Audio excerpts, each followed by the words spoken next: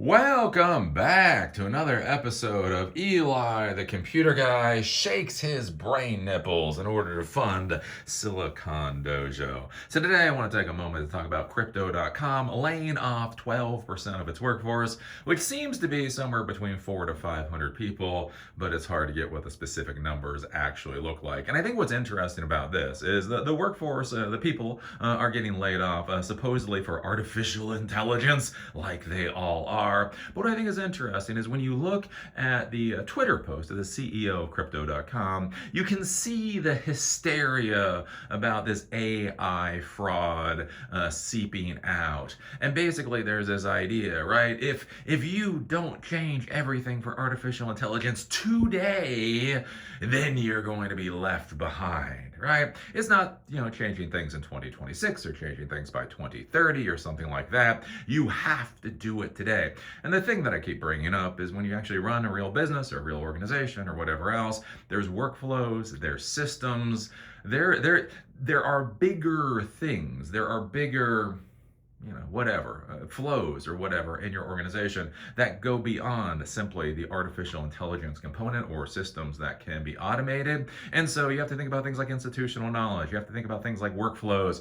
Who are point of contacts? How does communication work? All of that kind of thing. And so even if you are going to be eliminating staff because of artificial intelligence or automation or whatever else, you do have to be thinking about those overall workflows.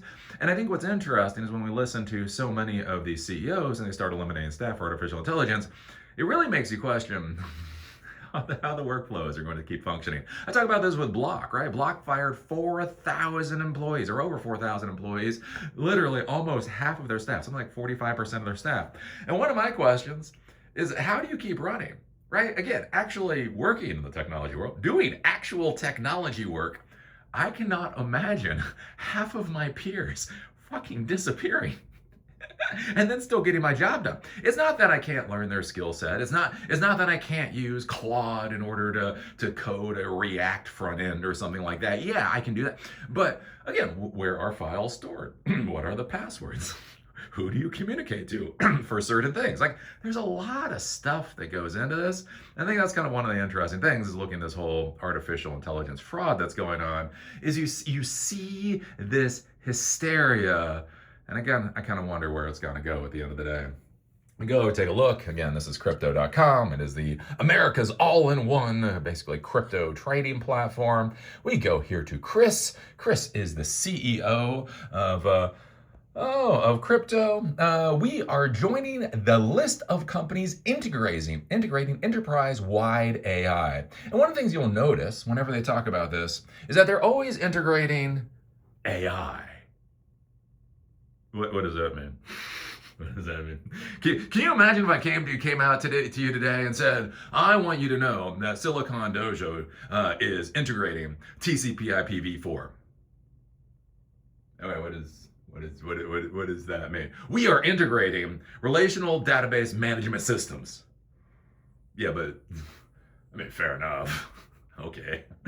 Again, not gonna be snarky. Oh no, Postgres. Fuck you, Postgres. Again, I'm not one of those geeks. But also, it doesn't actually mean anything. doesn't actually mean anything, right? Again, it's not even a technology. Again, we talk about technologies and products and all that kind of stuff, right? A product is Salesforce. A product is Claude Code. A product is expensive ass computer. And then there's a technology. So we talk about artificial intelligence. There's the LLMs, there's the models, there's Mamba, there's transformer architecture, there's RAG, there's vector databases. Those are the technologies, right? And then there's just an idea. It's just an idea.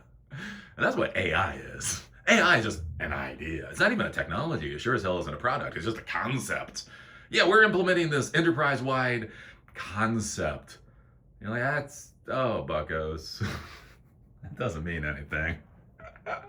Anyways, companies that do not make this pivot immediately will fail. And this is something to be careful about, again, in the modern world of business, is that this this just hysteria that is currently going on with artificial intelligence, that if you do not pivot, if you do not immediately do, you will fail. Not just you won't be as successful. It's not that you will fall behind, you will fail.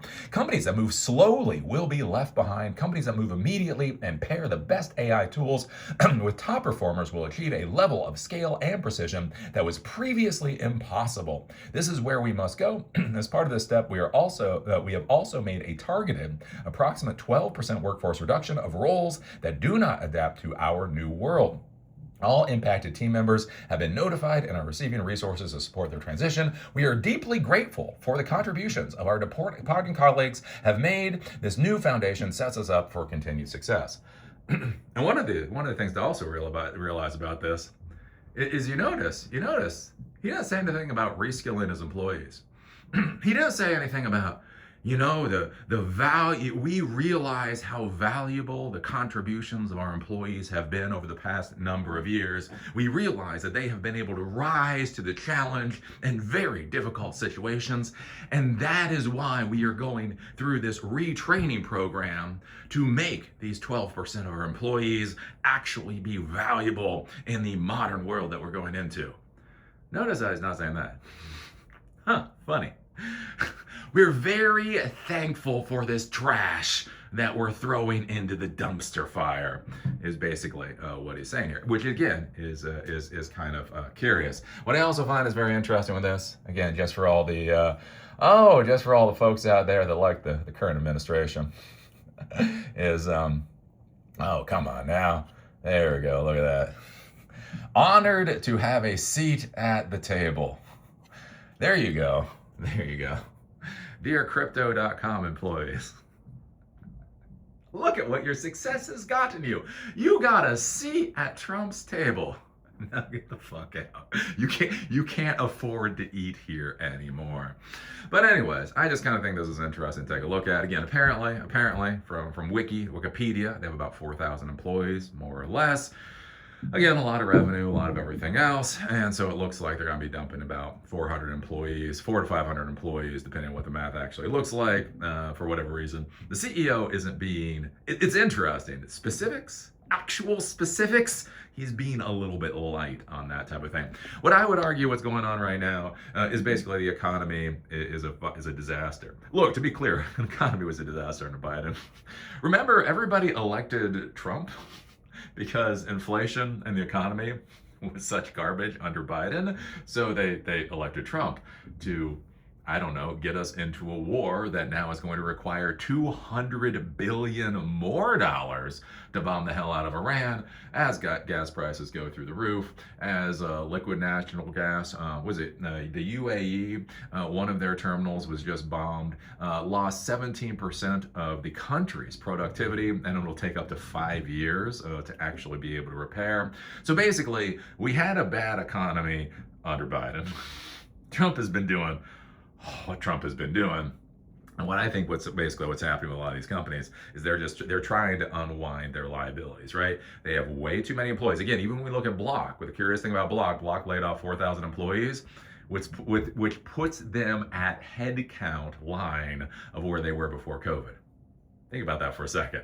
So basically, all those 4,000 employees that they got rid of, that's the post-COVID bump that they had.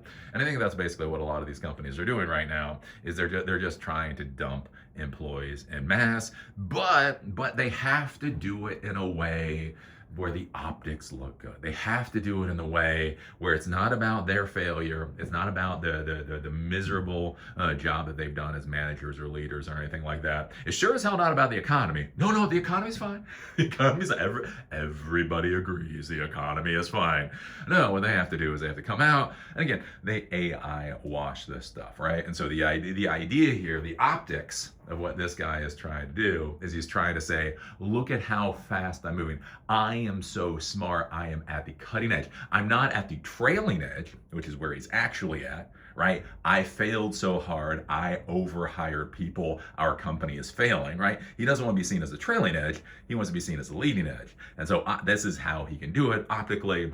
You put out all this brouhaha about artificial intelligence and then say how you're at the leading edge of it. How this will work out at the end of the day, spoiler alert, bad.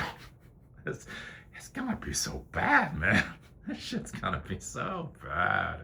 So anyways, there are my thoughts on crypto.com. Do remember, I come here to shake my brain nipples in order to support Silicon Dojo, free hands-on technology education that empowers you to do something with your life after you get fired from crypto.com.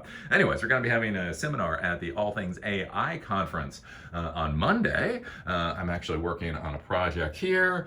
This is using local LLM. So this is a Raspberry Pi. It uses a voice-to-text model, a Whisper on here.